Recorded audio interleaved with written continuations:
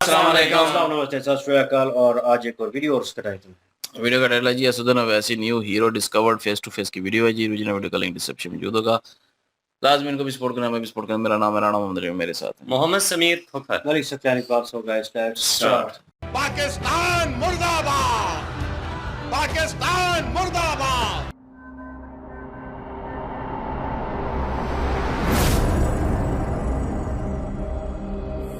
Hello नमस्कार, सत श्री अकाल, अस्सलाम वालेकुम। कैसे हैं जनाब? कल मेरे भाई मैं चौंक गया।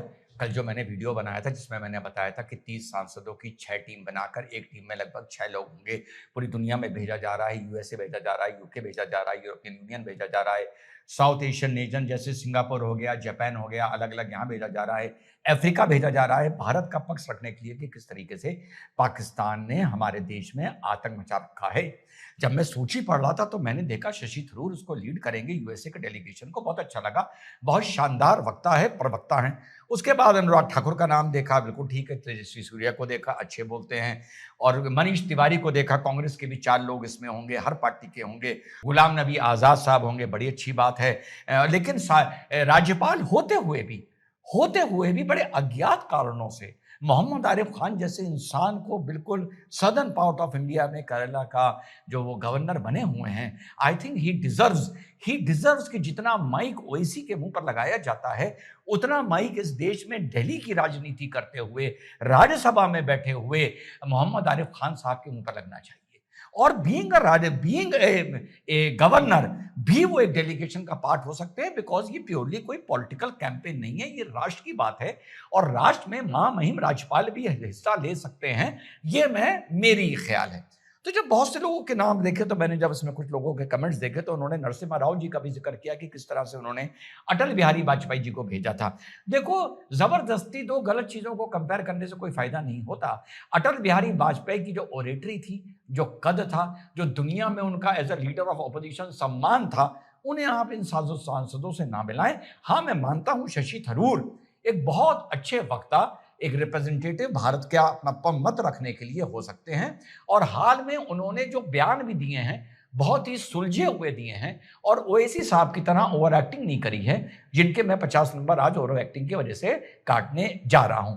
तो जब मैंने सूची में सब देखा है तो उसमें एक नाम ओवैसी साहब का भी आ रहा है कि ओवैसी साहब को भी भेजा जा सकता है, उनसे बात चल रही है। I was shocked, I was surprised. मुझे लगा क्या इस देश में प्रधानमंत्री भारत माता को गरियाने वाले, लानत भेजने वाले, थूथू करने वाले अगर जरा सा किसी मौके पर एक्टिंग कर देते हैं तो तुरंत उनको हाथों हाथ ले लिया जाता है। अगर यही रिवायत है तो भैया मुझको भी बता दो, मैं भी ऐसा कुछ कर लूं, क्योंकि मुझे ऐसा लग रहा है कि कहीं आने वाले 2 साल में मौलाना रशीदी को बीजेपी की राज्यसभा से सांसद ना बना दे।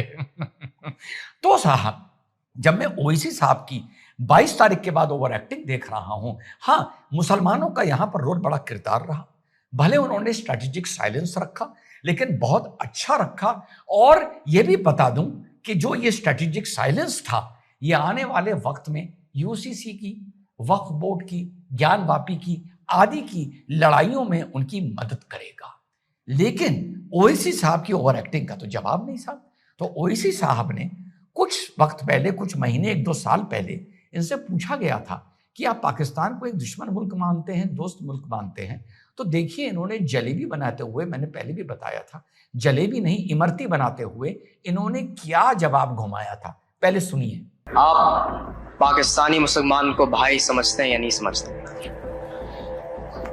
देखिए, पाकिस्तान जब बना हमारे बुजुर्गों ने उसकी मुखालिफत की थी। हम लोग पाकिस्तान नहीं गए, इसलिए नहीं गए क्योंकि हमारा मानना यह था कि जिस सरजमीन पर हमारे बुजुर्गों ने जहां बानी और जहां फशानी की है, और जिस सरजमीन पर हमारे बुजुर्गों ने अंग्रेज़ों से इस मुल्क को गुलामी की छुड़ाने की लड़ाई लड़ी है, हमने अपने इस मुल्क को माना है। अब जो लोग गए हैं वो गए हैं, जो नहीं गए वो नहीं गए। अब तीसरी बात यह है कि जो रजाकार थे वो चले गए, जो वफादार थे रह गए। तो अब उनको भाई मानना नहीं मानना, देखिए हमारा मानना यह है कि भारत के अतराफ में जितने ममालिक हैं उन सब से हमारे ताल्लुकात अच्छे होने चाहिए। मगर मुंबई में जो टेररिज्म का एक्ट हुआ उसको कोई डिनाई नहीं कर सकता कि अजमल कसाब, ये लोग सब आए, पाकिस्तान से आए। मैं खुद एक निज़ामाबाद की फैमिली को जानता हूँ। एक शादीशुदा बच्ची थी जिसको 5 या 6 दिन हुए थे शादी होके। वो लोग शादी के बाद मुंबई गए। उस बच्ची के हाथों की मेहंदी में नहीं उतरी थी, वीटी स्टेशन पर गोली लग के मर गई बच्चियों। तो ये ज़रूरी है कि हम जिस खित्ते में रहते हैं वहाँ पर स्टेबिलिटी हो और सब अच्छा हो। मगर आपको एक बैड न्यूज़ सुना रहा हूँ मैं अभी। पार्लियामेंट की जो नई बिल्डिंग बनाई गई उसमें एक अंग्रेजी में मोरल बोलते हैं MURAL, वो लगाया गया जिसमें अखंड भारत का नक्शा दिखाया गया। उसमें पाकिस्तान भी आ गया, बांग्लादेश भी आ गया, भूटान भी आ गया, अफगानिस्तान भी आ गया। तो मैं बीजेपी बोला मुबारक भाई, जल्दी चलो। बोले क्या तमाशा है? आप तो लगा दिए अखंड भारत का। और हाँ मोदी जी, आपको और मेरे सुनने वालों को बता दूं, सवाल उठेगा ये बोल कहाँ रहा है? ये बोल रहा है अपनी शिकागो के विजिट में एक पाकिस्तानी लड़के ने इससे ये सवाल पूछा। इसने कहा हाँ, कसाब तो पाकिस्तान के बाहर से आया था, लेकिन पाकिस्तान इस देश के लिए क्या है, इस बात पर इसने कोई जवाब नहीं दिया। और शिकागो में बैठ के मोदी जी, आपके नए भारत माता के सपूत ने, खैर भारत माता पे तो अभी भी लानत भेजता होगा, हमारे नए देशभक्त ने ये कहा कि किस तरीके से आपके अखंड भारत के कंसेप्ट का मजाक उड़ाया कि अगर अखंड भारत में सबको जोड़ दिया है तो चलो फिर अफगानिस्तान भी हमारा हो गया और पाकिस्तान भी हमारा हो गया। आपके नए देशभक्त को यह नहीं पता कि भारत माता या अखंड भारत भी एक कंसेप्ट है जो हमारा था, जो बाद में कट गया। तो जिस आदमी को आज की तारीख में भी अखंड भारत का कंसेप्ट नहीं पता और वो शिकागो में बैठ के आपका मजाक उड़ा रहा है, वो फिलहाल आपकी क्या 30 की लिस्ट में आने वाला है, जो आपका दिल का हाल जाकर दुनिया को बताएगा। उसके बाद मैंने 22 के बाद देखा तिरंगा पगड़ी बंधी हुई और पाकिस्तान मुर्दाबाद, पाकिस्तान मुर्दाबाद, पाकिस्तान मुर्दाबाद, पाकिस्तान मुर्दाबाद। हाँ भाई, उसके बाद इनका ये बयान मेरे सामने आता है, हर बार तुम तो अच्छा भीख मंगे हैं ये लोग, यकीन मानो ऑफिशियल भीख मंगे हैं पाकिस्तानी। हाँ, मैंने लगा कि जिस तरह पहले असदुद्दीन ओवैसी मुसलमानों को बलगलाने के लिए ओवर एक्टिंग करता था, उसी तरह दूसरी बार भी असदुद्दीन ओवैसी राष्ट्रभक्ति को लेकर ओवर एक्टिंग करते हुए कामयाब हो गया है। जब मैंने कमेंट्स देखे, लोगों ने थंबनेल बनाने शुरू कर दिए कि ये तो हीरो है, ये तो हमारा हीरो है। तो ये साहब देखकर मैं चौंक गया। और 30 आदमियों में असदुद्दीन ओवैसी साहब का नाम अभी फाइनल नहीं है, लेकिन अगर आ जाता है तो बड़ा कमाल होगा। बड़ा कमाल कैसे होगा? एक तरह से हमारे देश का इस टाइम जो हमारे कर्ता धर्ता हैं, हम जिनकी नुमाइंदगी में हैं, हम जिनकी सरपरस्ती में हैं, वो हमारे मोदी साहब हैं। अब मोदी साहब के बारे में, और मोदी साहब भी की एक तरह से एक रिप्रेजेंटेटिव बनके, नॉट एज एन इंडिविजुअल या पार्टी लीडर, बल्कि देश का प्रधानमंत्री, ये हमारी बात दुनिया में पहुंचाने जा रहे हैं।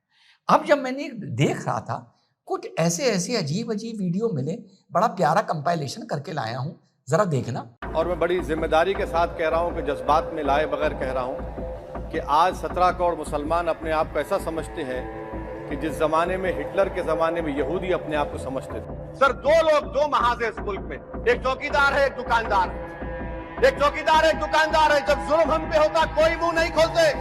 यूएपीए का कानून अमित शाह ने लाया, इन दुकानदारों ने तायीद की। आज उस यूएपीए का कानून में 83 साल का बुड्ढा जिपर खत्म करो, जिपर नहीं होने के मर गया।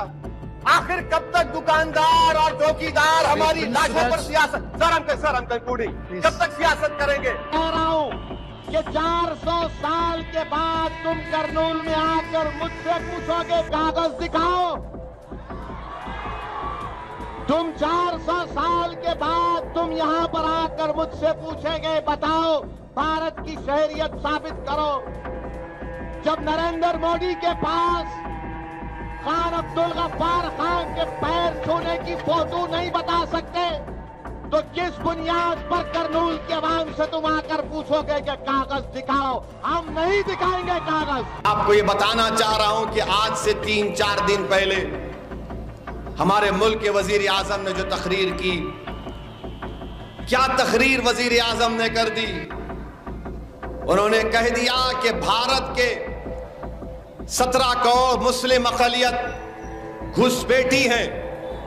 घुसपैठी का मतलब मालूम आपको? आज एक और आया, वो कैसे कैसे की कपड़े पहनता है, तमाशे का दिखता है, किस्मत से चीफ मिनिस्टर भी बन गया।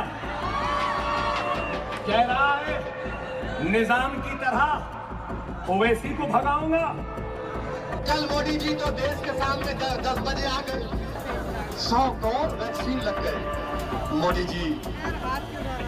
जी जरा कम करके फेंकते तो अच्छा था। हमारे प्रधानमंत्री वो एक फोटो आई लेटे हुए हैं। ये बिल का मकसद सिर्फ मुसलमानों को जलील और रुस्वा करना है, मुसलमानों को दूसरे दर्जे का शहरी बनाने का इनका मकसद है। सर, अगर आप हिस्ट्री को पढ़ेंगे तो महात्मा गांधी उस वक्त के व्हाइट अफ्रीका में सफेद फार्म अफ्रीका के कानून को महात्मा गांधी ने कहा था कि ये मेरा कॉन्शियंस इसको मानता नहीं, मैं इस कानून को कबूल नहीं करता हूं। तो महात्मा गांधी ने क्या किया? उन्होंने इस कानून को फाड़ दिया। तो मैं गांधी की तरह इस कानून को फाड़ता हूं। राजौरी में हमारे 5 सिपाहियों को पाकिस्तान से आतंकवादी आकर उनकी जान ले लिए, मगर मोदी जी बेंगलुरु में मुंबई हाई कोर्ट में वहां पर सजा हुई, बल्कि ना सिर्फ उन 11 लोगों को बल्कि पुलिस के ऑफिसर्स को भी और डॉक्टर्स को भी, क्योंकि वो कनाइफ कर चुके थे एक्यूज के साथ। ये कौन सी अमृत उत्सव की मिसाल भारत के प्रधानमंत्री दे रहे हैं कि उनके this has now become an official policy of the Bharatiya Janata Party to emotionally and psychologically hurt the Muslims of our country. हाँ भाई, अब मजेदार बात ये अगर इनका नाम आ रहा है और ये चले जाते हैं और ये क्लिप्स किसी सामने बैठे नेता ने इनको दिखा दी, तो मोदी जी क्या होगा? क्या कर रहे हो मेरे भाई? अपने तुष्टीकरण के चक्कर में क्या कर रहे हो? या तो ये कह दो कि इतने दिन से जो भी चल रहा था वो नूरा किश्ती चल रही थी आपस में, तो हिंदू भी समझ जाए और मुसलमान भी समझ जाए। नरेंद्र मोदी जी, हाथ जोड़ के आपसे निवेदन है, भैया ये क्लिप्स इन्होंने आपके बारे में जाके दिखा दी। नरेंद्र मोदी जी, आप 2025 के 2015 के हिटलर हैं। नरेंद्र मोदी जी, आपने मुसलमानों का इस देश का ऐसा हाल कर दिया है जैसा हिटलर ने यहूदियों को किया था।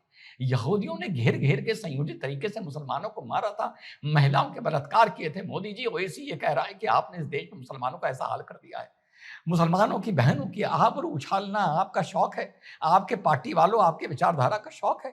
मुसलमानों के इस्लाम के दुश्मन हैं आप, नमाज के दुश्मन हैं आप, वफ़ के दुश्मन हैं आप, मुसलमान की इबादत गाहों के दुश्मन हैं आप। मोदी जी, अगर ये क्लिप किसी ने सामने से मोदी ओवैसी साहब को दिखा दी तो आपका नुमाइंदा असदुद्दीन ओवैसी, सॉरी जनाब असदुद्दीन ओवैसी साहब, इसका क्या जवाब देंगे? आप इनको इनका नाम लिखने से पहले ये भी तो पूछ लीजिए, कोई न किसी को शर्मिंदगी बहुत होने जा रही है, या आपको होने जा रही है या ओवैसी साहब को होने जा रही है। और ये भी सोच लीजिए, ये जो 3 हफ्ते का राष्ट्रभक्त जो दुनिया में एकदम सा खड़ा हुआ है तिरंगा पगड़ी बांधकर, अब आने वाले वक्त में जब ये आपसे यूसीसी को लेकर सवाल पूछेगा, वक्फ बोर्ड को लेकर सवाल पूछेगा, ज्ञान वापी को लेकर सवाल पूछेगा, तो मोदी जी क्या आप उसी हनक के साथ या अमित शाह जी उसी हनक के साथ जवाब दे पाएंगे, या अभी भी कुछ रफू करने वाले सामने आ जाएंगे और कह देंगे डिप्लोमेसी है। और या आप रिजवान भाई मोदी जी को नहीं जानते? भैया मैं किसी को नहीं जानता, इसी तरह तुम लोग मुझे नहीं जानते। मेरा बड़ा सीधा सा सवाल है कि ये वाले क्लिप जहां पे नरेंद्र मोदी एक तानाशाह है, एक सांसद बोल रहा है, एक लॉ मेकर बोल रहा है, लोकसभा में खड़े होके बोल रहा है, मंचों से बोल रहा है, और ये जो टेरर है जहां पाकिस्तान को बताया जा रहा है, क्या ये जियोपॉलिटिकल टेरर है या ये मजहबी टेरर है या ये इस्लामी टेरर है? पहले देश और नरेंद्र मोदी जी ये तय कर लें। अगर ये मजहबी टेरर है और ये इस्लामी टेरर है, नरेंद्र मोदी आप तानाशाह हैं, आप हिटलर हैं जो मुसलमानों की मौजूदगी से, उनकी जिंदगियों से, उनके मजहब से, उनकी इज्जत आबरू से, उनकी इबादत गाहों से नफरत करते हैं। और आप हिटलर और यहूदियों का रिश्ता आपका और मुसलमानों का रिश्ता है। तो अगर मुसलमान आतंकी हो भी रहा है, अगर हम इस देश के नए हीरो की सच बात मान भी लें, तो फिर मुसलमान आतंकी क्या गलत हो रहा है? ऐसे हालात में तो कोई भी आदमी आतंकी हो जाएगा। जिस हालातों में ओईसी बता रहा है कि आपने इस देश के मुसलमानों की हालत कर रखी है, तो साहब इतना ना बिछिए, इतना ना बिफरिए, इतना ना फैलिए। कुछ सोच लीजिए कि आपके इस 30 के लिस्ट में अगर जिस दिन असदुद्दीन ओवैसी का नाम आ गया, तो आने वाले वक्त में एज अ जियोपॉलिटिक एनालिस्ट मुझे बोलने में बड़ा मजा आएगा कि वफ को लेके, यूसीसी को लेके, ज्ञानवापी आदि को लेके, आक्रांताओं को लेके, फलाने को लेके, इसको लेके, उसको लेके, आपका आने वाले वक्त में ओवैसी के सामने ओपिनियन क्या होगा। और देखना यह भी है कि ओवैसी को वक्फ में, यूसीसी में, ज्ञानवापी में, आदि में इस 3 हफ्ते की राष्ट्रभक्ति का फल और सिला क्या मिलेगा। सिला तो मैंने देखा था शैलजा रशीद को भी कितनी जल्दी मिल गया था। सिर्फ 2 इंटरव्यू दिए और लोग उसके दीवाने होने लगे थे। और I am sure Jammu Kashmir में उसके छोटे मोटे काम बड़ी आसानी से हो रहे होंगे, क्योंकि माना जा रहा होगा ये जनसंघ बीजेपी और मोदी जी के बहुत करीब है। यार ऐसा तो नहीं है कि जो आदमी मोदी जी को, जनसंघ को, भाजपा को, भारत माता को लतियाता है, गरियाता है, बाद में वो अगर हल्का सा बदल जाता है तो उसको लिफ्ट ज्यादा मिलती है। और जो बुनियादी तौर में भारत माता का सपूत हो, भारत माता का दीवाना हो, भारत माता का कंसेप्ट समझता हो, द आइडिया ऑफ इंडिया, उसको इस देश में क्या ऐसा तो नहीं है रिकग्निशन नहीं मिलता है? क्या चाहते हो 1-2 साल के लिए मैं भी बदल जाऊं? जय हिंद, वंदे मातरम, खुदा हाफिज।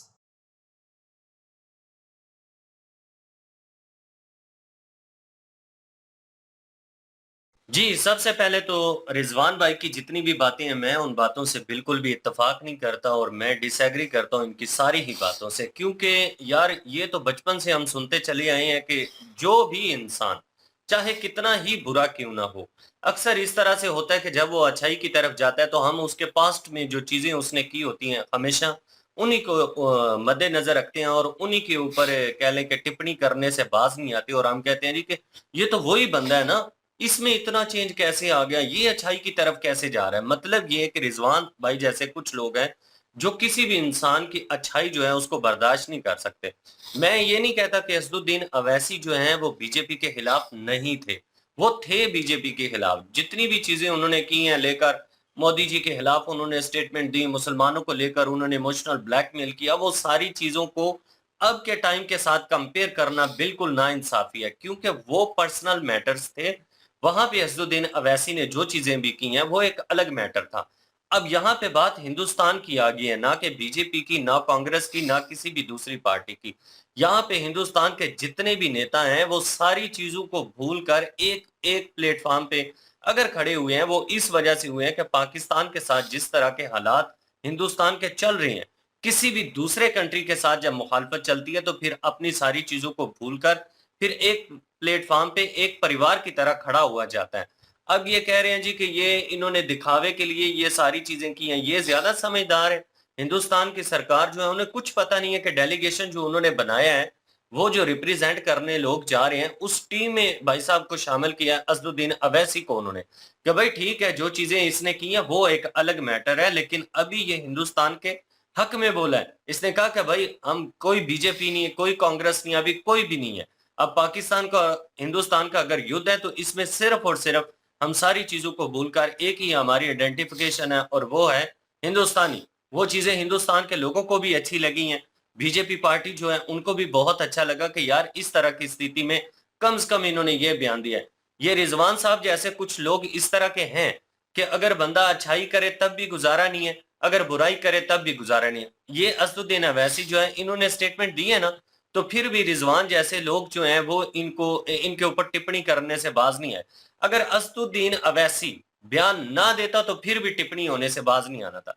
फिर भी रिजवान भाई जैसे लोग निकल के आ जाने थे, इन्होंने कहना था जी कि देखें असदुद्दीन अवैसी के मुंह से तो कुछ निकला ही नहीं है, असदुद्दीन अवैसी ने तो देश के हक में बात ही नहीं की। वहां पे पाकिस्तान का और हिंदुस्तान का युद्ध चल रहा है, तो असदुद्दीन अवैसी ने एक स्टेटमेंट नहीं दिया। वो एक स्टेटमेंट ही दे देता हिंदुस्तान के हक में कि भाई हम हिंदुस्तानी हैं, हम सब एक हैं। अब उस बंदे ने स्टेटमेंट दे दिया, उसने ये कह दिया कि हम सब एक हैं, तब भी गुजारा नहीं है। ये कुछ लोग इस तरह के होते हैं जो किसी भी चीज को बर्दाश्त नहीं करते, जो अच्छाई के ऊपर भी टिप्पणी कर देते हैं और बुराई के ऊपर भी टिप्पणी कर देते हैं।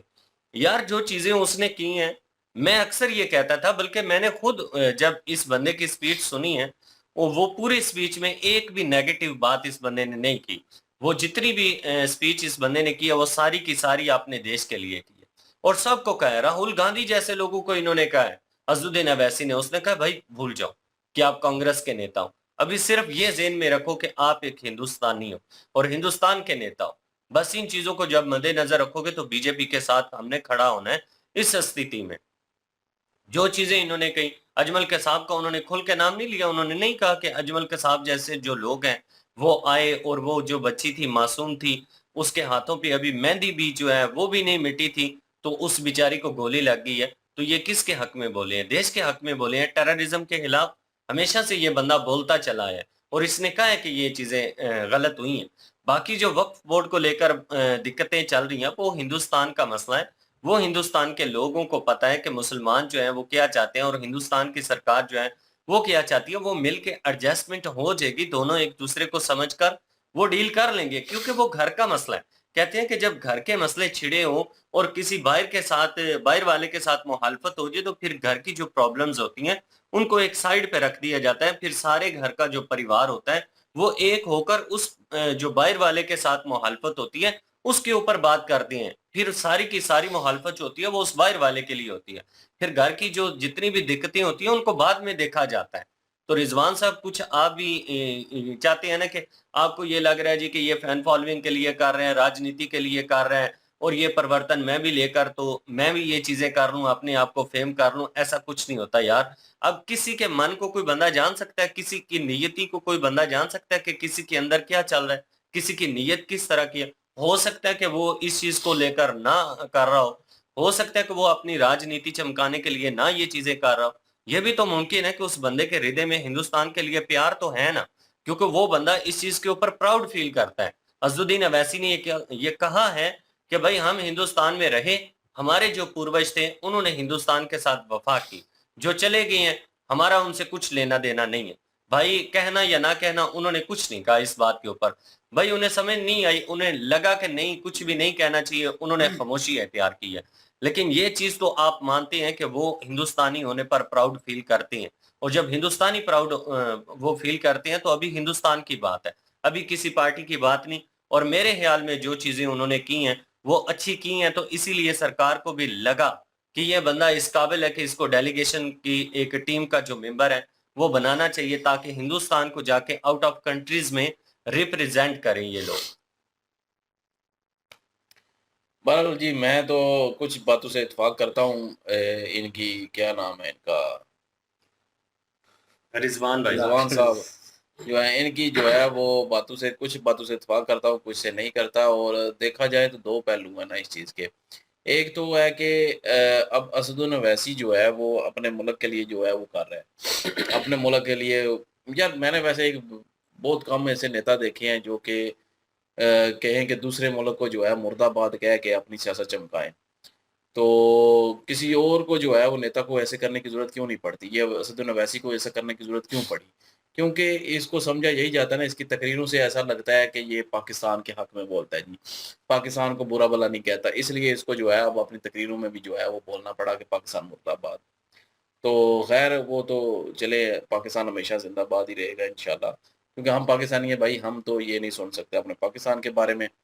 तो बाकी रही बात जो है वो अज़दुद्दीन ओवैसी जो है उनको ये बोलने की ज़रूरत भी पड़ी, क्योंकि उनकी जो पहले बातें होती थी उनको और अभी को कंपैरिज़न किया है अपना रिज़वान भाई ने, और कंपैरिज़न करके जो है वो दिखाया है ये सारा कुछ। बाकी एक चीज़ है कि अगर वो बीजेपी के खिलाफ है तो इसका मतलब ये नहीं कि वो इंडिया के खिलाफ है भाई, ये बात क्लियर कर लें। कांग्रेस भी अगर बीजेपी के खिलाफ है तो इसका मतलब ये नहीं कि वो इंडिया के खिलाफ है। ये सियासत पार्टियां हैं, ये एक दूसरे के अपोजिशन है, ये एक दूसरे को जो है वो खिलाफ ही होंगी, तभी तो ये अलग अलग पार्टियों में है ना। तो ये खिलाफ रहेंगी और खिलाफ बोलेंगी, और जो है मोदी अगर कुछ करेंगे मोदी जी, और जो कि इनको अच्छा नहीं लगेगा उस पर सवाल उठाएंगे भाई। अगर वक्फ बिल पे जो है अमेंडमेंट की बात हुई है तो वहाँ के जो है वो वैसी साहब जो है उनको नहीं ठीक लग रहा ये अमेंडमेंट, एक मिसाल दे रहा हूँ सिर्फ, तो वो उस पर बात करेंगे, उस पर टिप्पणी करेंगे, उस पर बोलेंगे। ये इंडिया का अंदरूनी मामला है ना। जब आया बैरूनी मामला जब पाकिस्तान के साथ लड़ाई का मामला चल रहा था, तो मैं क्यों तारीफ़ें करता हूँ कि ये सारे एक हो जाते हैं इंडिया में। अवैसी हो, कांग्रेस हो, बीजेपी हो, जितनी भी आम आदमी पार्टी हो, जितनी भी और पार्टीज़ हैं, सब जो है वो एक साथ होके एक प्लेटफ़ॉर्म पे हो गए। और मैं हमेशा कहता हूँ कि पाकिस्तान में सारी पार्टियाँ एक नहीं होती, सारे लोग एक नहीं होते। इस चीज़ का दुःख होता है कि पाकिस्तान जो है मुल्क के लिए सारा सबको एक होना चाहिए। वो इस मुश्किल टाइम में सारे एक हो गए। उन्होंने जो है अपने इंडिया का साथ दिया। अब जो है वो क्या नाम है इनका, अवैसी साहब जो हैं वो भी अपने मुल्क का साथ दे रहे हैं, अपने मुल्क के हक में बोल रहे हैं। बहुत अच्छी चीज़ है। इसमें मैं कुछ नहीं कहूँगा कि ये गलत कर रहे हैं जी, अब पहले और थे अब और हैं। भाई पहले जो भी थे वो पार्टियों का आपस में पार्टियों के साथ था, जो भी सिस्टम था। अब जो है मुल्क के लिए है, तो मुल्क के लिए वो जो है वो एक हो चुके हैं और मुल्क के लिए आवाज़ उठाई इन्होंने, अवैसी साहब ने। इस चीज़ से जो है वो मैं इत्तेफ़ाक नहीं करता रिज़वान भाई की बातों से। लेकिन जो दूसरा पॉइंट है ना, जो इन्होंने मेंशन किया रिज़वान भाई ने, कि अगर वहाँ पे ये इनको भेजते हैं, तो वहाँ पे अगर किसी ने जाके मिनिस्टर ओवैसी साहब को दिखा दिया या उनको सामने शो कर दिया कि देखें जी ये जो ओवैसी साहब जो हैं वो, मतलब उनका कहने का यही है कि पाकिस्तान में से किसी मिनिस्टर ने जो गए हैं, डेलीगेशन जो गया है, तो उस उन्होंने जो है सबूत के तौर पे इनकी वीडियो दिखाई। इनकी वीडियो दिखा के कहा कि देखिए जी ओवैसी साहब तो खुद जो है वो बीजेपी के खिलाफ हैं, जो इस वक़्त हुकूमत है, उसके खिलाफ हैं कि उन्होंने मुसलमानों को दबा दिया है। तो दबाने के बाद जो है वो क्या होता है, वहीं से जो है वो बगावत होती है और लोग जो है निकल के ये बम धमाके और टेररिस्ट बन जाते हैं।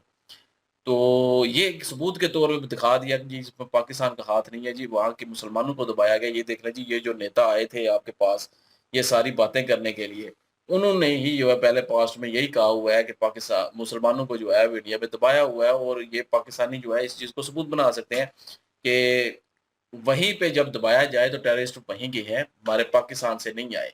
असल में ये कहना चाह रहे हैं जो रिज़वान भाई हैं। तो इस जगह पे आके जो है वो मैं इनकी बात से इत्तेफ़ाक करूँगा कि ये उन्हीं के खिलाफ सबूत जो है वो यूज़ हो जाएगा, इंडिया के खिलाफ। अगर अवैसी साहब को भेजते हैं तो। क्योंकि अवैसी साहब जाके बताएँगे कि जी ये पाकिस्तान की तरफ से हुआ है, पाकिस्तान ने ये सारा कुछ किया है, पाकिस्तान से टेररिस्ट आए हैं। तो लेकिन जब उनकी वीडियो वापस दिखाई जाएँगी उनको कि देखें जी आपने तो कहा था कि ये बीजेपी जो है वो इस हुकूमत ने जो अभी हुकूमत जो है इंडिया में, उन्होंने मुसलमानों को दबा दिया है जी, उन्होंने मुसलमानों पे ज़ुल्म कर दिया जी, उन्होंने वो हिटलर तो वाला एज़ अ काम, अपोज़िशन लेंगे ना उस चीज़ अपोज़िशन को। लेंगे, लेकिन आप जो है आपको एक दे विल सबूत नो चाहिए। दैट कि यार वो अपोज़िशन है। ओ यार जो भी है, मैं एक बात कर बस रहा हूँ, फिर जो पॉइंट वहीं पे खत्म हो रिज़वान भाई ने अपोज़िशन ही तो होती है ना, पाकिस्तान के सबूत जो है वो देंगे ना, इसका क्या नाम है, जो हमारा डिफेंस मिनिस्टर कि ये देखें जी ये भी है जी, ये इसने ये बयान दिए हैं। इतनी ठीक है, अकल है तो कौन नहीं है, चले। अकल नहीं है लेकिन ये हो सकता है सर। आप जो है जब छल होता है ना तब आप अकल जो है सबके पास आ जाती है। ये रिज़वान भाई का ये पॉइंट जो है बिल्कुल परफेक्ट है। मैं इस बात से इत्तेफ़ाक करता हूँ कि उन्होंने जब दिखाना है कि ये देखें जी उनके अपना मिनिस्टर जो आया हुआ है यहाँ पे गवाही देने के लिए, वही कह रहा है कि मुसलमानों को जो है वो दबाया जा रहा है। ठीक है, वहाँ पे हिटलर और यहूदी और जो मुसलमानों वाला कांसेप्ट जो इन्होंने बताया है ना, वही अगर किसी ने बता दिया, रिज़वान भाई इस बात से कह रहे हैं कि फिर जो है पाक इंडिया को जो है वो यही वैसी साहब अपना मुँह दिखाने के काबिल नहीं रहेंगे वहाँ पे। तो क्या उधर जवाब देंगे ये, फिर क्या वहाँ पे कहेंगे? और ये कह रहे हैं कि इसलिए जो है बीजेपी को सोचना चाहिए कि इनको भेजना है कि नहीं भेजना। हाँ, बाकी जो है वो ठीक है, अपने मुल्क के लिए जो है वो उन्होंने बयान दिए, अपने मुल्क के लिए जो है सारा कुछ कहा। उस चीज़ को एप्रिशिएट करता हूँ भाई, मुल्क के लिए करना चाहिए। जब जंग की हालत में हो, चाहे आप कोई भी हैं, आप जो अगर मुसलमान हैं तो आपको अपने मुल्क जहाँ पे आप खाते हैं, जहाँ पे आप रहते हैं, उसी का साथ देना चाहिए। तो इसमें कोई शक नहीं है। अगर वैसी साहब ने अपने मुल्क का जो है वो साथ दिया है तो एप्रिशिएट करता हूँ मैं इस चीज़ को। लेकिन ये है कि जो रिज़वान भाई असल में कहना चाह रहे हैं वो और चीज़ है, जो कि यूज़ हो सकती है एक उस जगह पे, ये जितने वीडियो क्लिप उन्होंने दिखाए हैं, ये यूज़ हो सकते हैं। तो बाकी जब ये जंग की स्थिति खत्म होगी तो यही जो अपना क्या नाम है, अवैसी साहब जो है, यही फिर बीजेपी के खिलाफ जो है बोलेंगे भाई, अगर उनके हक में नहीं कुछ फैसला होगा तो बोलेंगे, वो अंदरूनी मामला है। उसमें ऐसा कोई नहीं है भाई, हर अपोज़िशन दूसरी अपोज़िशन पे जो है वो सारा कुछ करती है। लेकिन इंटरनेशनल मामले पे ये एक सबूत के तौर पे ना बन जाए अगर आप अवैसी साहब को भेज रहे हैं तो।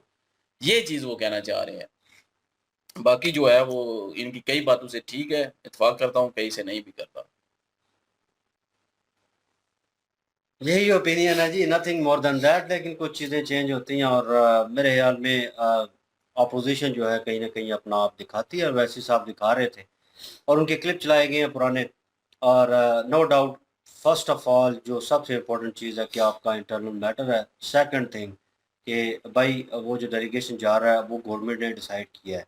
थर्ड चीज़, पाकिस्तान जो इंडियन अवाम है वो उस चीज़ को अप्रिशिएट कर रही है। काफ़ी ज़्यादा कमेंट्स हमारे वीडियोज़ के नीचे भी आते हैं कि वेल डन। लेकिन अब ये इंटरनल मैटर से इंटरनेशनल मैटर जो है वो कन्वर्ट कैसे हुआ कि पाकिस्तान को वो नारा लगाने पे वो अवैसी साहब को मजबूर किया गया या वटेवर उन्होंने अपनी चाल चली या जो भी है, उन्होंने एक किस्म का एक जेस्चर पेश किया अपनी आवाम को, उस हुकूमत को कि मैं जो है वो बदल गया हूँ और मैं अगर मुल्क की बात होगी तो मैं अपने मुल्क को सपोर्ट करूँगा, पार्टी किसी को भी मैं भूल जाऊँगा।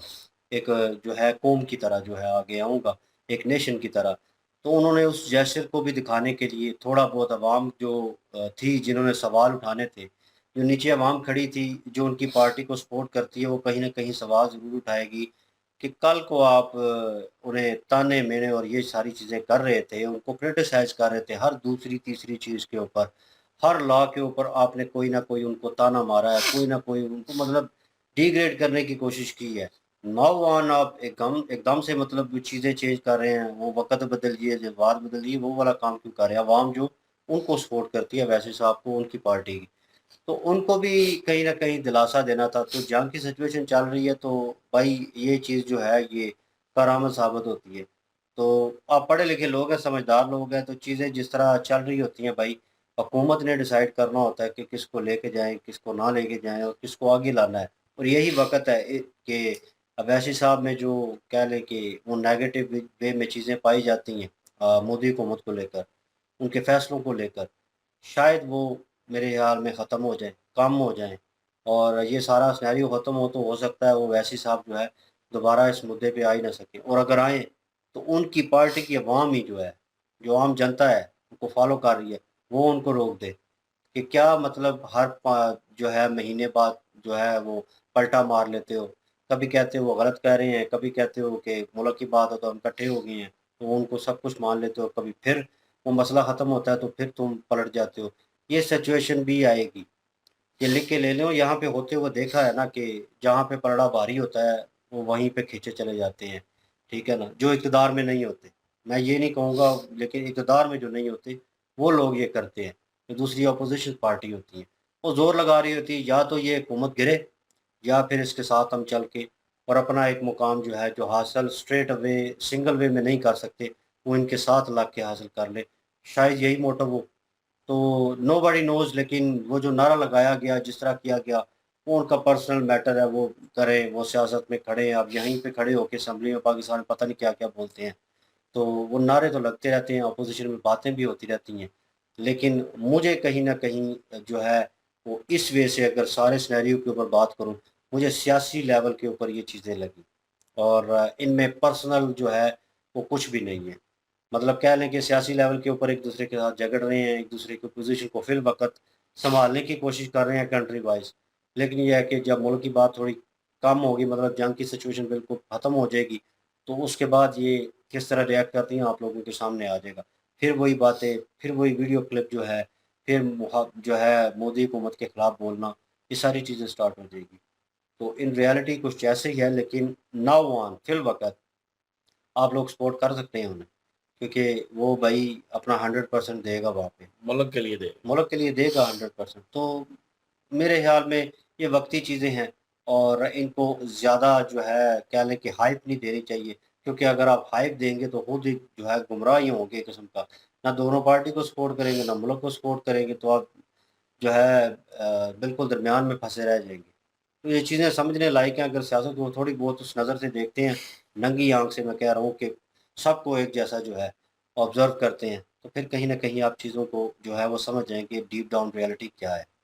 तो बाकी इनकी अपना ओपिनियन था डॉक्टर साहब का, उन्होंने अपने तरीके से उसको इलैबोरेट किया है और आप क्या ओपिनियन रखते हैं, क्योंकि आपका पर्सनल मैटर है ये, तो आपकी राय जो है वो बड़ी इम्पोर्टेंट होगी। तो प्लीज़ कमेंट सेक्शन ओपन आपके लिए और please do subscribe our channel. इंशाल्लाह मिलते हैं नेक्स्ट वीडियो में, अपना ख्याल रखिएगा, दुआ में याद रखिएगा, तब तक के लिए अल्लाह हाफ़िज़, पीस।